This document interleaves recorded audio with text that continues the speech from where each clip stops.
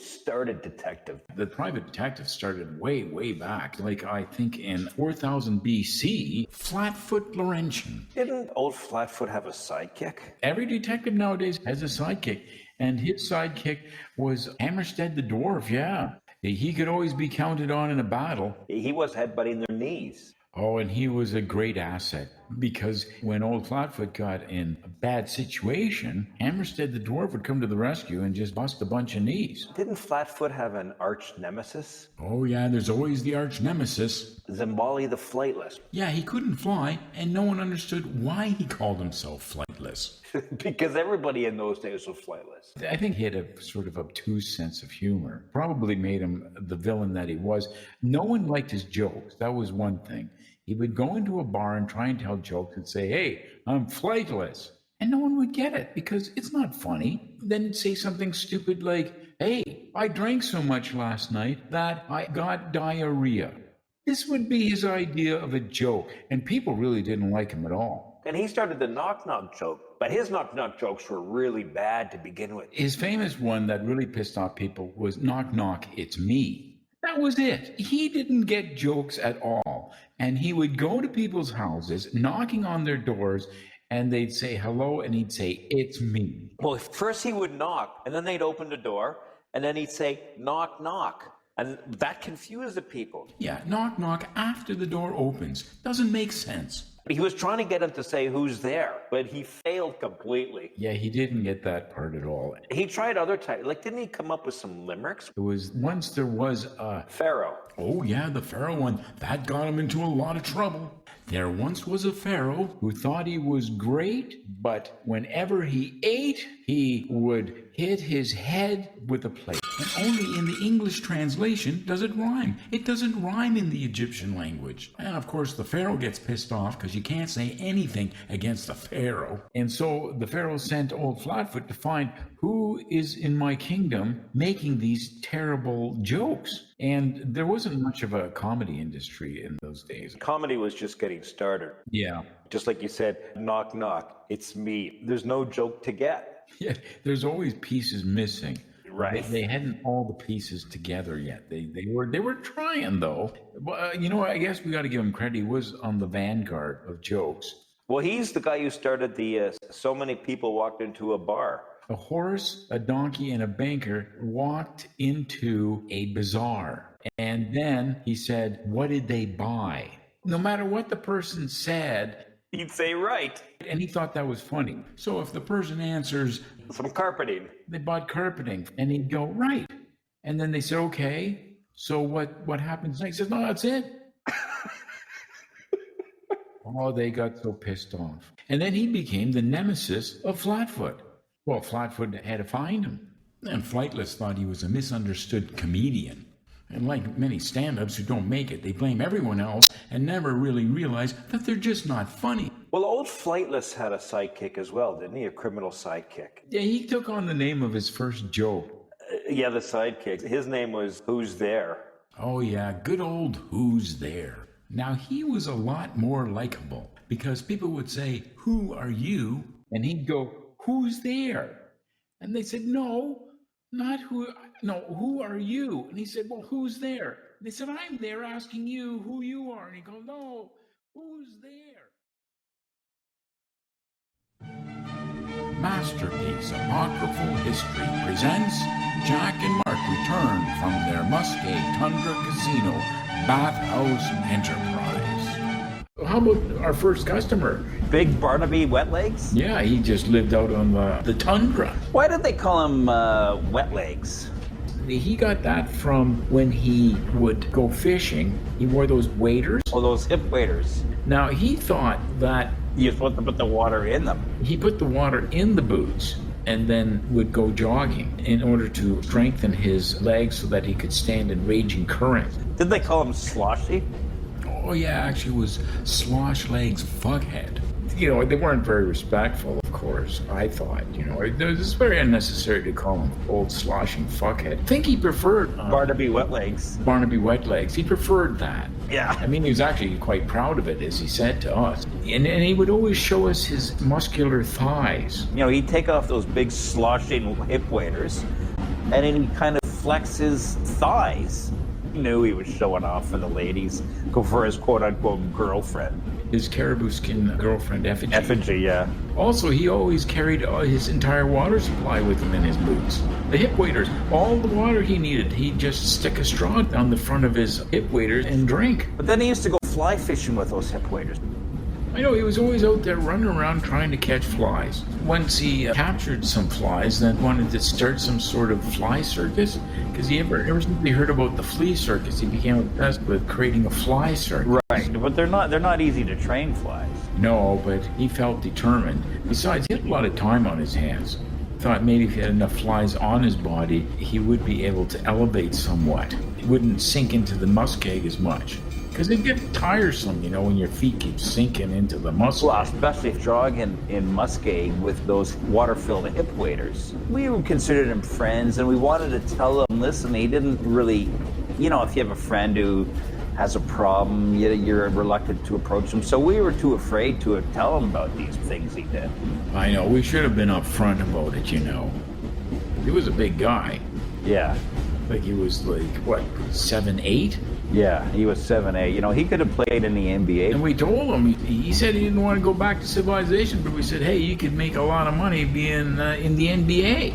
Finally, when the bush plane that landed there, yeah, there was old... Ironside Callahan? They called him Ironside because one half of his body had been replaced with an iron cast. So that was when he fell into the metallurgy department at the university. He and Barnaby Wetlegs, they became the best of friends, didn't they?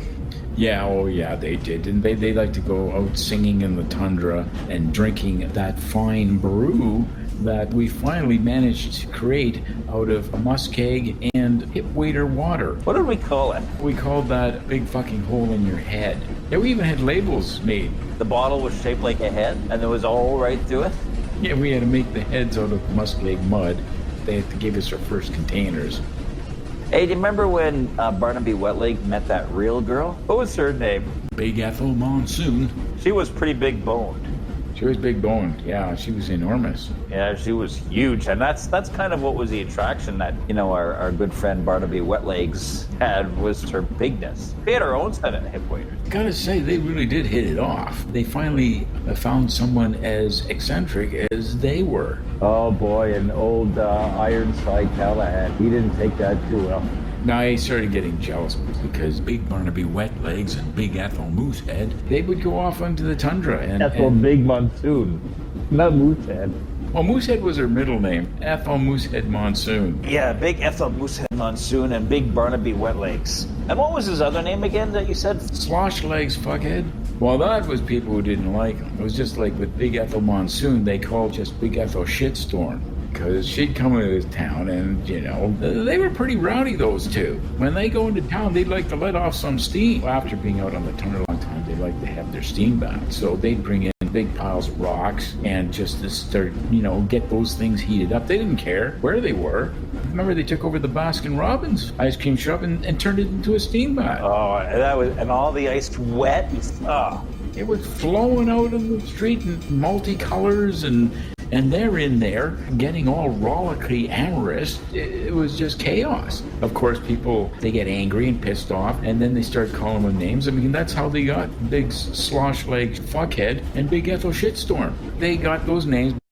It ruined all the ice cream and started a steam bath in the middle of summer. They had very large pores. Well, yeah, that's the thing. They had black flies coming out of those pores because they were so big. They were sweating black flies, but they were immune to them. Black flies would bite them, and the black flies would die because they built super high immunities. And then there was those Russian scientists who wanted to capture them and try and get blood samples and figure out how did they have this immunity to black flies. Wow, those Russian guys, those government spies, they didn't know what they were up against. Oh, right? they didn't have a chance. They didn't have a chance. And then the Russians actually kidnapped Big Barnaby Wetlegs, brought him down into the bowels of that Russian icebreaker.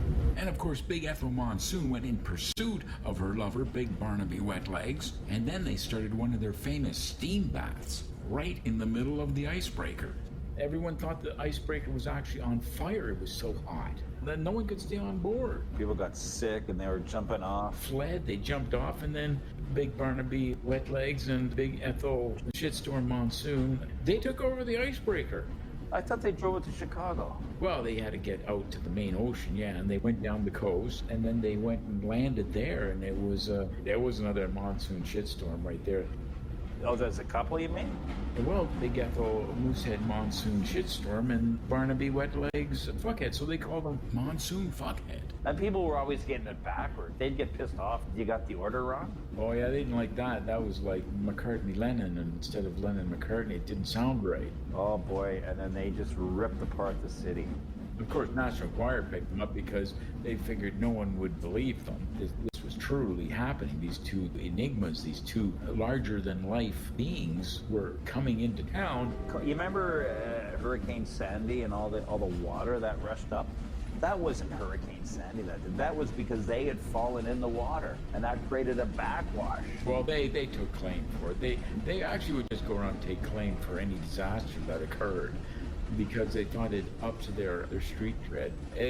But it was good for us because they, of course, they got their start at our Muscade Casino bathhouse, and then they returned because they're very big romantics. Right. Well, yeah, you can't keep lovers apart because of the gravitational attraction between the two. It was their mass. They both were equal masses. Could get little things orbiting them. Yes, well, they did. They had all those National Enquirer reporters. And then when they came to visit us again on a romantic second honeymoon, then all the National Enquirer orders and all the rag newspapers of the day, from the Toronto Sun to the London Sun, and they all followed them out to our Muscade gambling joint. And then that's when we made our big money.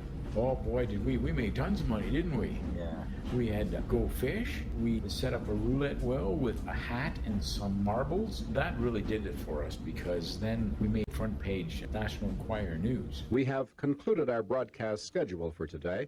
Good night.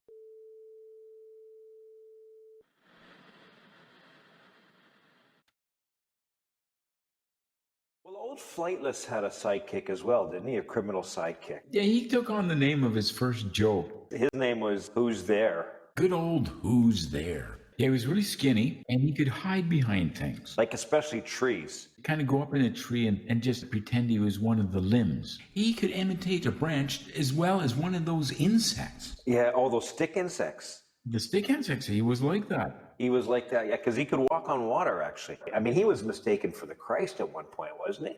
Yeah, but not the Jewish one. No, not the well-known one. No, not the well-known. This is a lesser-known Christ. He did start a carnival. Right. And a lot of people liked him. Right. He did create some miracles, but actually was just an illusionist. Well, they weren't called apostles, and he didn't have 12 of them. He had 3 of them, and they were 3 good buddies, I think they called them. Yeah, it was Christ and the 3 good buddies. Yeah, what were the buddies' names? Oh, I think it was Gesundheit and Chest of Drawers and Bobbernickel. Yeah, Bobbernickel. Gesundheit, Chest of Drawers, and Bobbernickel. He never got crucified in the usual way. He was tied to a cross and then floated down the river for a while. Wasn't there any tickling involved with feathers? Yeah, well, that was when he floated down the river, and then that's where he came to the colony of ticklers. It was a religious sect that thought tickling was part of their religious ceremony, and they would cause them to laugh, and they thought it was what brought them closer to God. Yeah, brought them closer to God. Tickling can be very unpleasant if you're tied down and you can't get up. Isn't there a resurrection story around the lesser-known Christ? The resurrection, yeah. The ticklers were not very well liked. You know how it is, the Pharaoh, he can do anything he wants. They were testing out military weapons, and then they were testing out catapults, and they were flinging ticklers out into the river to see how far they could project them. They thought, no one would complain. And so, who's there? The lesser-known Christ comes floating down the river, tied to this cross, so they pull him out of the river and stick him in the catapult and fling him into the Nile just for fun. And he sunk, and they thought he was gone, and they said, my God. He's dead. But he didn't, because he popped up again because the wood floated. He was still alive. That was one of the